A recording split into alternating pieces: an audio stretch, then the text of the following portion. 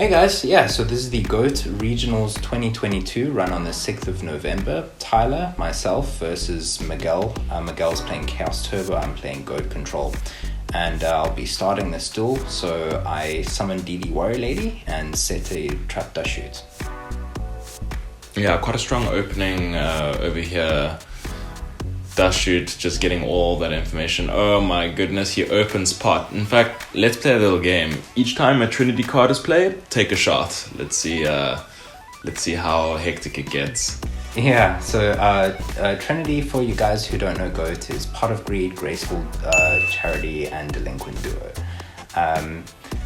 Him playing Pot of Greed after the trap dash shoot kind of like refuels his hand. My goodness. That's a really nice way of mitigating the damage caused from the information you got on his hand. But yeah, Duo coming back to bite you. Yeah. Getting revenge off that dash shoot.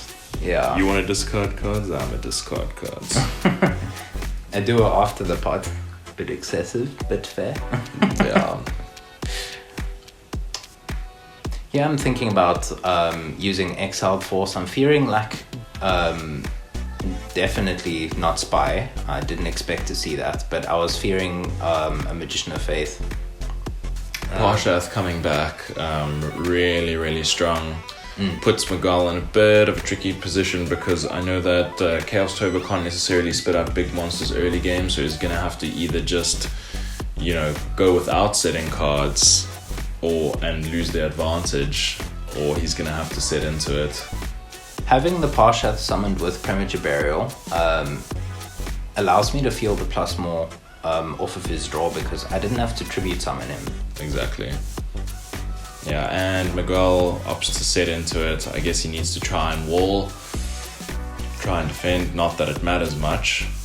Here I am thinking of Tsukiyomi and flipping down my Parshath because I wanna unlink it from the Premature Burial so that makes it less susceptible to MST and Heavy Storm.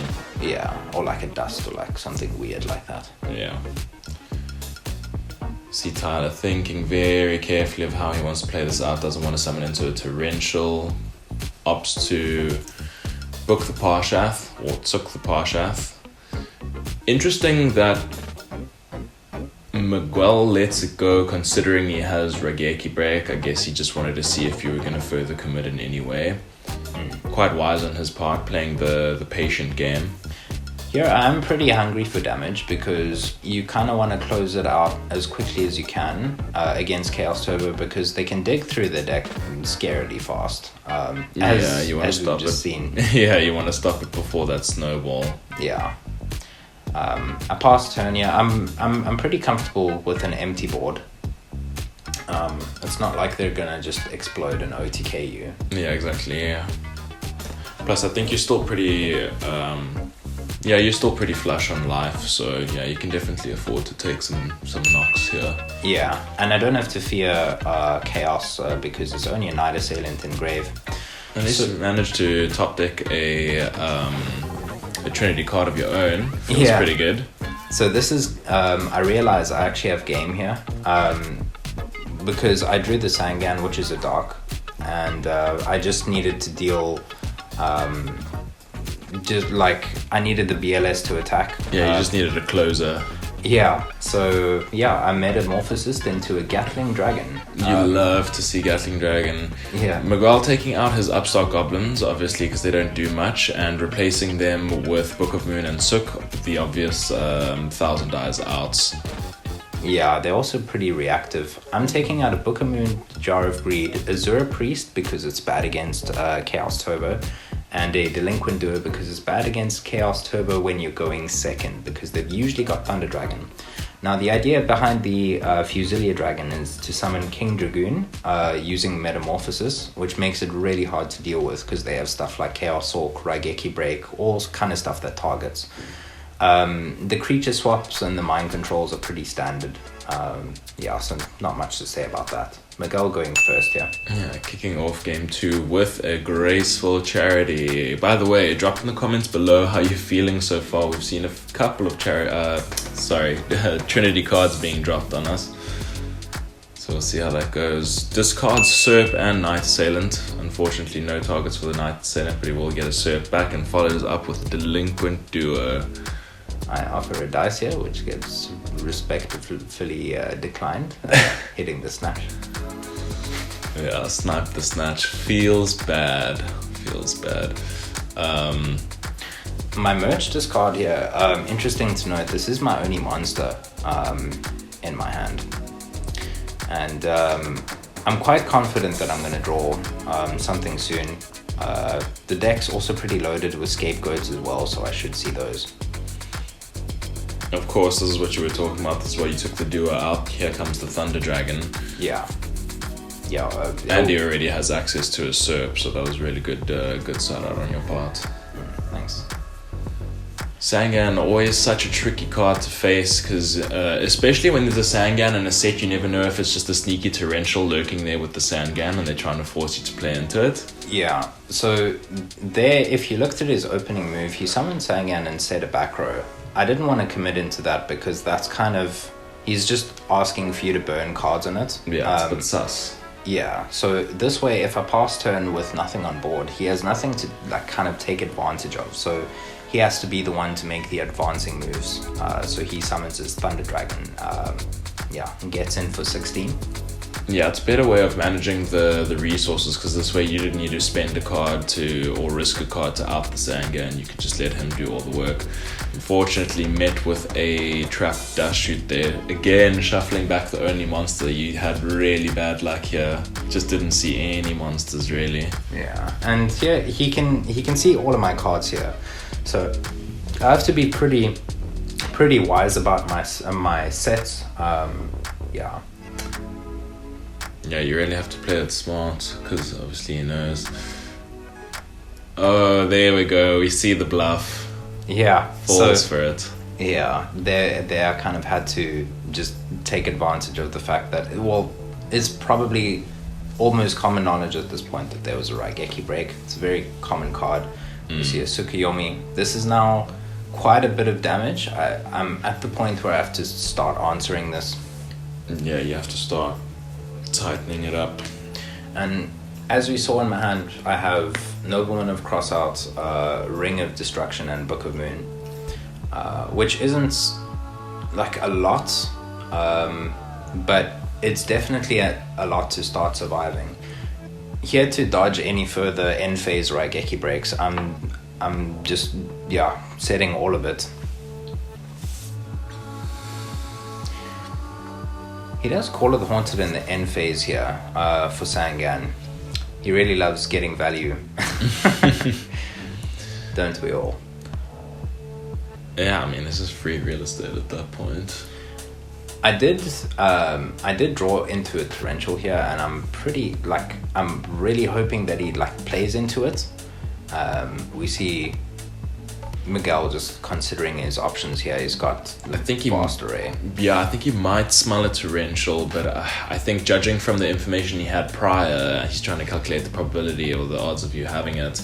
Summons the Soak, falls right into the torrential. I really don't think he should have or needed to overextend into the torrential. It's not the best torrential in terms of the advantage gain, because obviously the Sangan's going to float, but still I think it was a bit unnecessary to summon into it. Yeah, I am going only +1 in advantage there, and this will take away his tempo that he has, so he can't unless he summons a Chaos monster now. Chaos Turbo doesn't have many other ways of summoning, so still looking for a monster here. Still not getting one. It is goat control, so we do rely on Scapegoat quite a bit. You see a set. Now, I'm holding my Nobleman of Crossout in my hand because I'm dead convinced that was the Golem Sentry that he searched. So I was just trying to clear it with the Graceful Charity. I don't feel like I'm in immediate danger just yet. With the DD Warrior Lady. I don't feel like I'm in immediate danger just yet. So Yeah, I like to just pass it with the knock in my hand. Flips the Faith, unfortunately, Yeah. was not the Golem Sentry. I'm surprised he mirror forced the DD Warrior Lady. Yeah, he did draw Democ for turn last turn. So yeah, this as we've seen, he's just drawn Premature Burial off of the Graceful Charity, and he's just discarded his Dark Magician of Chaos. So unfortunately, missing this Nobleman of Crossart is like turning into some like gigantic downward spiral. It's Yeah. Funny that we see him actually opting to play the Democ. It's not the most popular choice in Chaos Turbo. I've seen it in a few builds, but I mean, it just goes to show it's really putting in a lot of work for him so far. I guess the cool thing is you can always pitch it with like a Raigeki Break. It's Yeah, kind of like definitely. another good discard, which is Yeah. cool. Especially if you're gonna like cheat it out with a Premier Recall. 100%. Draws into a pot off of the charity. This is like, if anything in the universe was telling me that I was supposed to use my Nobleman of Crossart last turn, it's this. Yeah. So this is quite a lot of damage that he's representing on the board. Yeah, I mean, if it wasn't for Scapegoat, I'd definitely be in a tricky spot, because my other two are obviously Ring of Destruction and Book of Moon. That's actually still common knowledge to him, so he's actually well aware of the Ring of Destruction here, which is also why he's not committing too heavily. Kills two of my goats.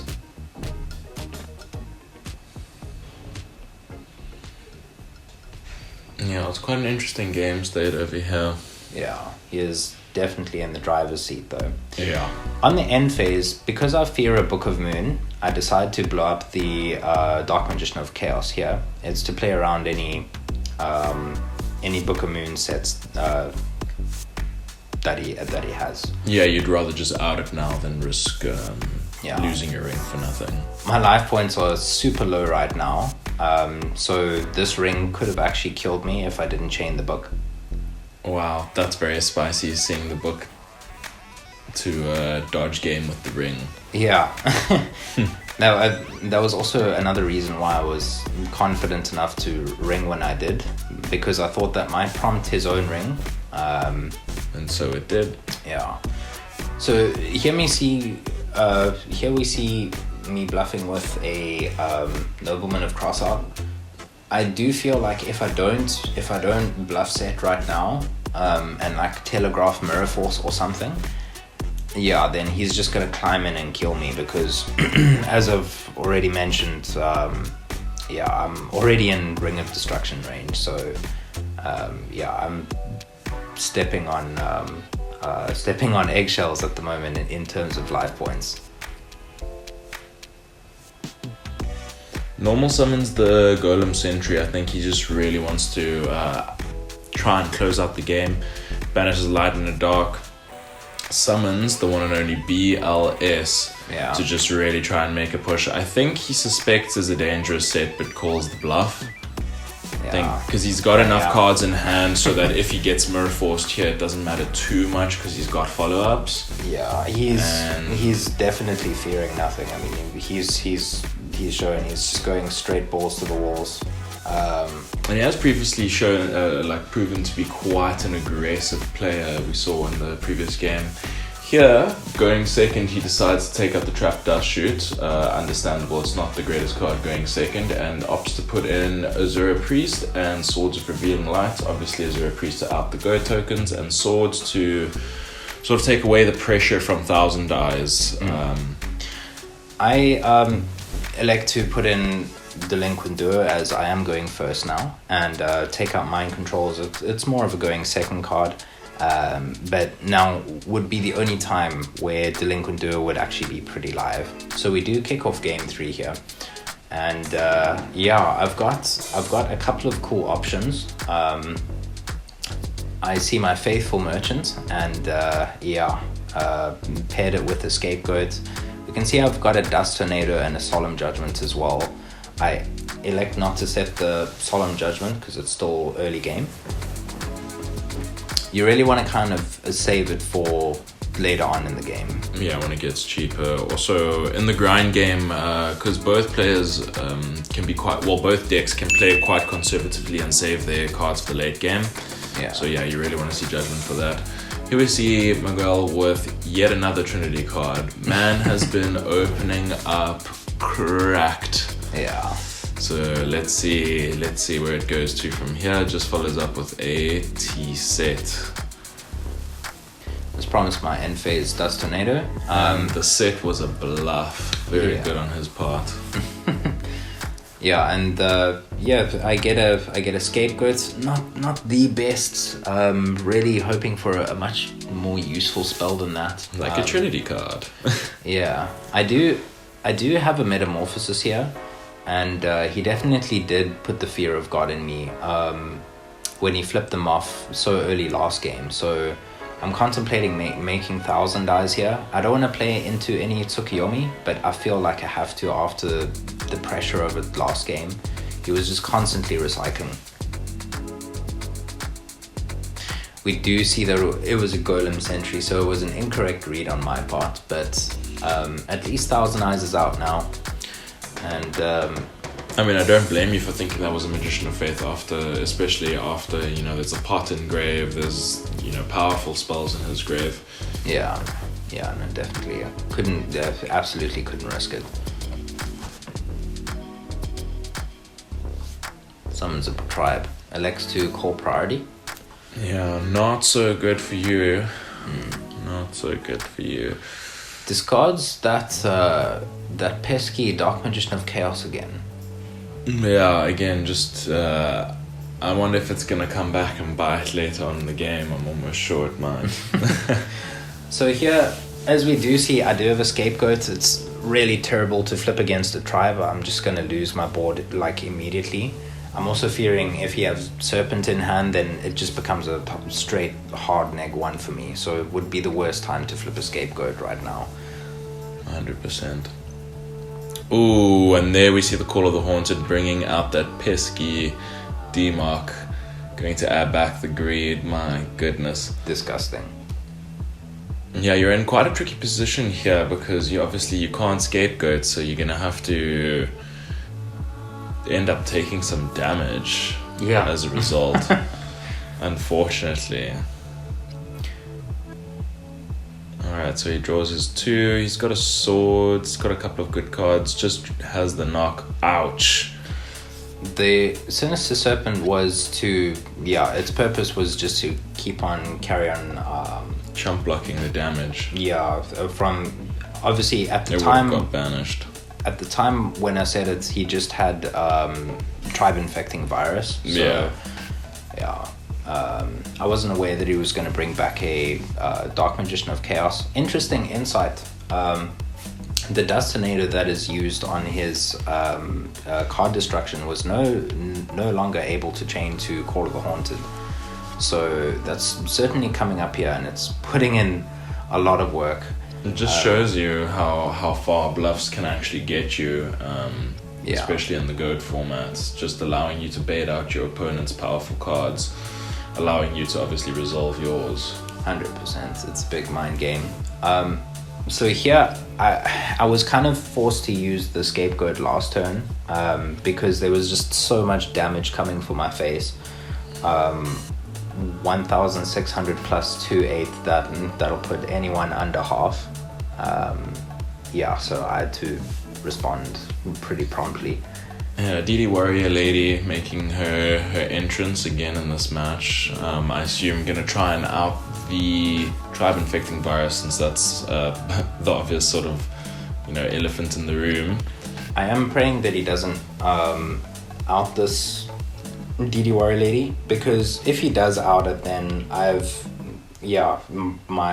my goats are gonna die. So such a quick death to the Tribe Infecting Virus, and the point of these goats right now is to absorb the Demox damage. So as long as that's out the way, it's banished now, so it can't get premied back. So I don't have to worry about that right now. I still have Solemn Judgment, so... Threat's been permanently disposed of. Yeah, and anything later that's, is going to come down and... Now, I'm surprised that Miguel, considering he has the Call of the Haunted, decides to set 2. Okay, we see one of the sets is the Jar of Greed, but still quite vulnerable to Heavy Storm over there.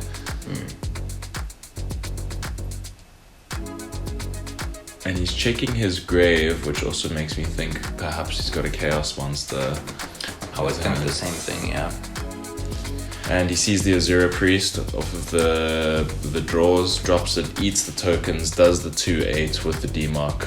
Ouch. So I've just found my Solemn Judgment target, which is Azura Priest. It's one of the most threatening things in in this matchup. Yeah, that I can play against. Yeah, really smart move holding on to that Judgment, just proving that Judgment is a card to be patient with. 100%. The later you play it, the cheaper it gets. Yeah, and the more impactful it gets as well. 100%. Azura Priest running away with its tail between its legs back to his hand.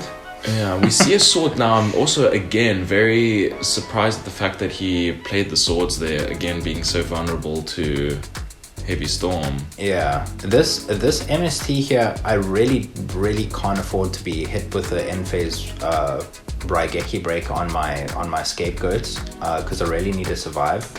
My combination of sets here is going to be Scapegoat, and obviously, as we know, the Solemn Judgment preparing for the Azura Priest.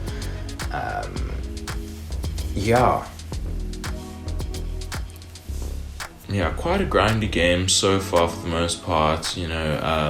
Tyler with his Go controller managing to hold its own. See another Scapegoats. Scapegoats really actually doing a lot of work, especially now that the tribe's gone. Even when the tribe was there, I can't believe how far I've survived with the no monsters just about. We've seen 2 monsters basically. Goodness. Miguel setting into the goats there. I wonder what that set card could be. Yeah. Ooh, knock. It doesn't even matter. No. Enough. And it's the faith. I see you learned your lesson. Yeah, I've been burnt way too many times. Yeah, no, you got to get rid of that right now. Even if it cleans me out of all of my Magician of Fates. Worth it. Yeah, I'm a happy man. Here, I do have some interesting lines that I want to go into. So I do have Air Knight Parsheth, and I do also have Heavy Storm, but I can't play it right now because you still got your Judgment set. You don't want to out your own Judgment. Yeah, it's a bit of a tricky position. Because you can jump block with the goats anyway, so the Democ's not the biggest threat right now. Yeah, not against an Azura Priest though. Yes. So yeah, we lost some footage, and here's what you missed. What? So this was the game state, right? Miguel draws an Azura Priest, summoned it. This is when my Solemn Judgment did come down. Next, I finally Heavy Stormed away the Democ and the swords, set a Call of the Haunted and pass turn. He activates Premature Burial, summoning Golem, kills one of my goats, and then flips it face down. On his end phase, I Call of the Haunted back my merch, my only monster, so that I can summon my Air Knight Parsheth and attack it. I draw into a Ring of Destruction, set it face down. I have Scapegoat in hand, don't set it, and then this happens. Oh, snatch. It's just so funny because if you had literally any other monster, you wouldn't have been in such a tricky position because obviously the Parsheth doing piercing into the goat's not an ideal situation. And as we can see, this is game right here. Yeah, so I mean, I lose, so I decide to kill myself. And that was game 3. Congratulations to Miguel. And please enjoy some of our random snippets that we've taken of the event. Yeah, and also drop in the comments below. Tell us how you're feeling.